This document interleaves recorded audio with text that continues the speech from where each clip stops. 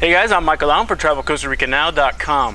So anyway, I get this email from a friend who also lives down in Costa Rica, and all he said was, how do you deal with the boredom of paradise? I'm like, well, I can't really relate to that because actually I'm kind of busy. But anyway, it got me to thinking, a lot of people that do come down here, that's kind of legitimate. So actually, I was thinking more of like the people that come down here to retire, where they're gonna have a lot of time on their hands. Not so much people like me, kind of working, doing business type of thing. Guys, Costa Rica is beautiful. All the marketing about living in paradise, it's true, kind of up to a point. I mean, you really can have monkeys at your window. You really can surf every day. I mean, the natural beauty and the laid-back Puerto Vida lifestyle lures a lot of people here. But anyway, so I don't know about you guys, but back in the day, we'd sit around on Friday nights, drinking some beer, going, man, I'm so sick of the materialistic world. I want a simpler life. I'm sick of the new cars. I'm sick of chasing the almighty dollar.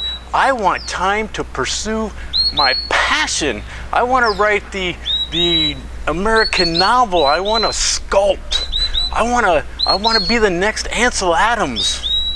Well, guys, you might want to be careful what you wish for. When you relocate to Costa Rica, there is no excuses anymore, especially for people retiring down here.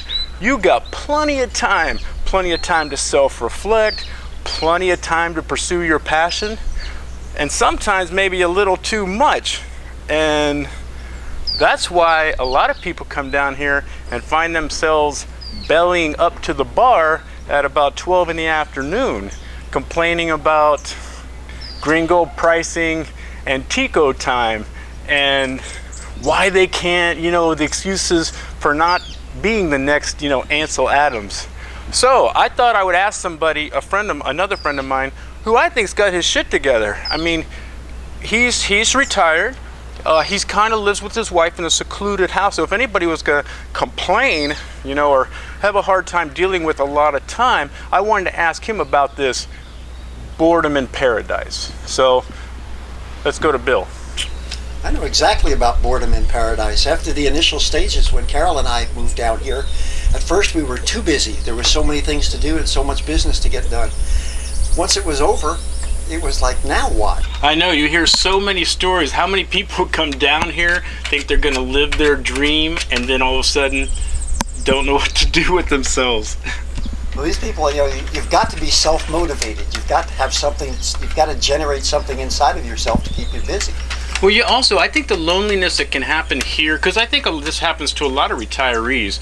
In the States, at least there, you're surrounded by familiarities or whatever. Absolutely. You might have your family around, or it's what you're comfortable with. But when you're in a foreign country, and boredom or loneliness kind of sets in, I think culture shock can be shocking. Yeah, I think it takes out a whole new thing. So I've definitely seen a lot of people kind of come and go, and not just because of a loss of business, or that just didn't work out. Absolutely. From sheer, I guess I wasn't really ready to be as by myself as I thought I was. Exactly.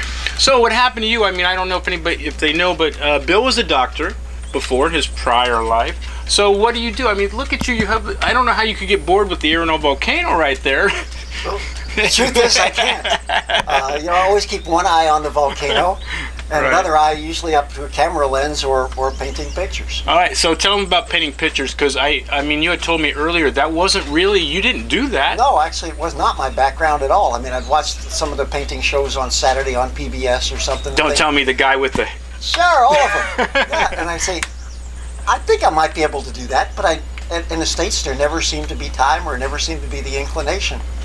But once I got down here, there was plenty of time. The days are 24 hours long down here, and they can be very, very long, or you can fill the day up and make it as full. But so you ended up liking it. I mean, you started painting and you're enjoying it. Absolutely, yeah. And two, with Carol taking pictures, photographs, and then I can combine photographs into paintings, to several different photographs into a single painting, and come up with something pretty creative. That's very, very cool. I don't know. I think people need to realize when the monkeys and the toucans and the beauty of Costa Rica maybe aren't doing it for you. You need to practice your passion every day. Absolutely. And I think it might put a whole new perspective Absolutely. on Costa Rica again too. Yes. So, well, Bill has been kind enough to not only entertain questions. We're going to put email address down here, maybe right here. Entertain questions. He's also, well, you see the paintings. They're quite good, and he's kind of done a little side business with them. Come to find out that he can actually sell them. So that's another thing that could possibly happen when you're down here. You're my own amusement. What is it? When you follow your passion, things kind of work out. Absolutely true. So you never know. You might be the next. Ansel Adams might be very proud, you know. So I want to thank Bill for his time. Absolutely. And we're gonna keep showing a little bit of paintings anyway. So I'm Michael Allen for TravelCostaRicaNow.com. Peace, guys. Hope it helps.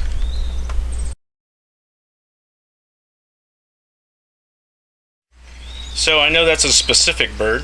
Which one is it? It's a broad-billed mott-mott. The first time I've gotten a picture of one was this morning down at the river, about 100 meters away from here.